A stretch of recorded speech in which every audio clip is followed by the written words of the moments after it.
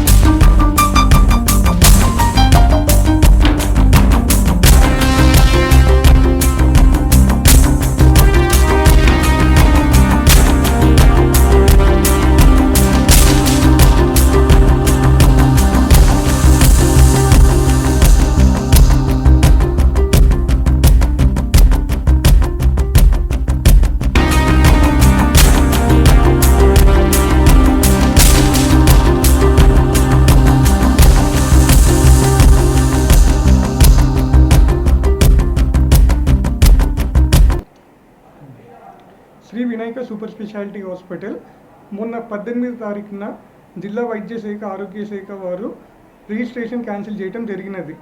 దానికి తగిన విధంగా మేము కోర్టుని ఆశ్రయించాము. కోర్టులో మాకు ఇవాళ ఊరట లభించింది.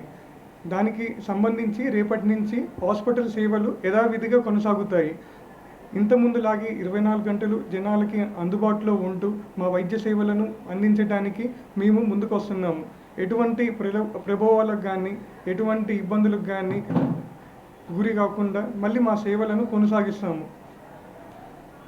మా వినాయకలోనే పేరుంది, ఈ వినాయక దేవుడిది అంతే ఉంది. దీనికి కూడా మేము వినాయక అనే పేరులోనే ఉంది కాబట్టి ఎక్కడ ఎలాంటి తప్పులు చేయలేదని మేము నిరూపించుకుంటాము.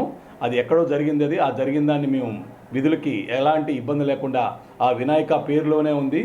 ఆ వినాయక హాస్పిటల్ అంటేనే అది నిప్పులాగా ఉంటుంది, మేము అంతే నిప్పులాగా ఉంటాం. కాబట్టి మాకు కోర్టు ఊరట లభించింది. బుధవారం నుంచి మళ్ళా సేమ్ వినాయక హాస్పిటల్ విధులకి మేము హాజరు కాగలుగుతామని అందరూ స్టాఫ్ కానీ, డాక్టర్స్ కానీ అందరూ, స్టాఫ్, పేషెంట్లు అందరూ మాకు అందరూ సపోర్ట్ చేయాలని చెప్పి కోరుచున్నాం. నమస్కారం అండి. నేను డాక్టర్ సాధనపల్లి ప్రమోద్ కుమార్, శ్రీ వినాయక హాస్పిటల్లో ఎండి జనరల్ ఫిజిషియన్గా వర్క్ చేస్తున్నాను. ఈ మధ్యకాలంలో సిఎంఆర్ఎఫ్లో కొన్ని అవకతవకలు జరిగినాయన్న దాన్ని దృష్టిలో పెట్టుకొని వినాయక హాస్పిటల్ రిజిస్ట్రేషన్ని రద్దు చేయడం అని జరిగింది. సో దాని దృష్ట్యా ఇక్కడ మా ప్రత్యక్షంగా మా తప్పు ఎటువంటిది లేకున్నా కూడా పరోక్షంగా బయటి వ్యక్తుల ప్రోద్బలంతో కొన్ని అవకతవకలు జరిగినట్టు మాకు దృష్టికి వచ్చినాయి. కానీ ఇందులో మేనేజ్మెంట్ పాత్ర ఎటువంటిది ఏమీ లేదు అని చెప్పి మేము కోర్టు ద్వారా విన్నవించుకోవడం జరిగింది. కోర్టు ద్వారా ఇప్పుడు మాకు అందిన సమాచారం ఏంటంటే మధ్యంతర ఉత్తర్వులు జారీ చేశారని తెలిసింది మాకు ఇప్పుడు. సో తిరిగి మేము వినాయక హాస్పిటల్ రిజిస్ట్రేషన్ ఏదైతే రద్దు చేశారో దాన్ని మధ్యంతర ఉత్తర్వుల ద్వారా కోర్టు మాకు ఉపశమనం కల్పించినట్టు మాకు సమాచారం అందింది. కావున ఈ న్యూస్ మాకు చాలా సంతోషకరంగా ఉంది.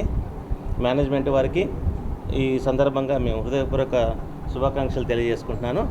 థ్యాంక్ యూ అండి.